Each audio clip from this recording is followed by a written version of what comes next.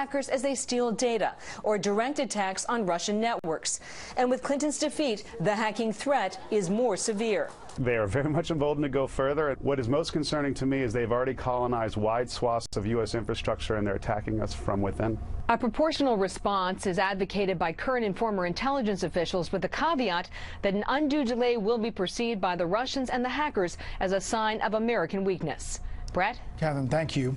The suspect in September's bombings in New Jersey and New York has been indicted. 28-year-old Ahmad Khan Rahimi is facing 8 counts, including detonation of a device in Manhattan's Chelsea neighborhood that injured 30 people. A pipe bomb also blew up along a Marine Corps charity race in Seaside Park, New Jersey. Rahimi's lawyer has said his client will plead not guilty. Noticeably absent in the indictment paperwork, no mention of ISIS, despite the writings of the suspect that directly referenced ISIS leaders. The idea of robots who can kill humans on their own has been a science fiction staple for decades. Think Terminator. But now, there are a lot of educated people who say it's not just fantasy anymore.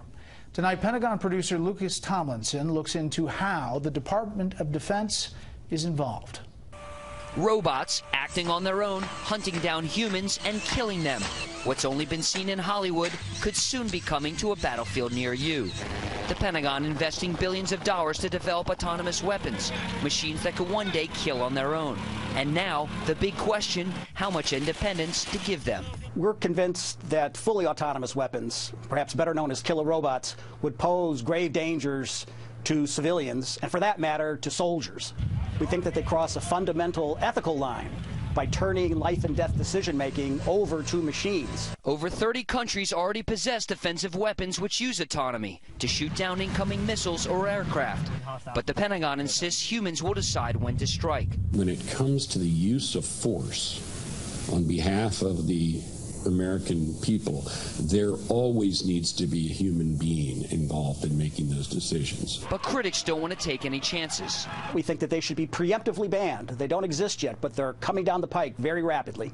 In 2003, a U.S. Army Patriot missile battery, a system which incorporates a high degree of autonomy, shot down 2 friendly aircraft, killing the pilots.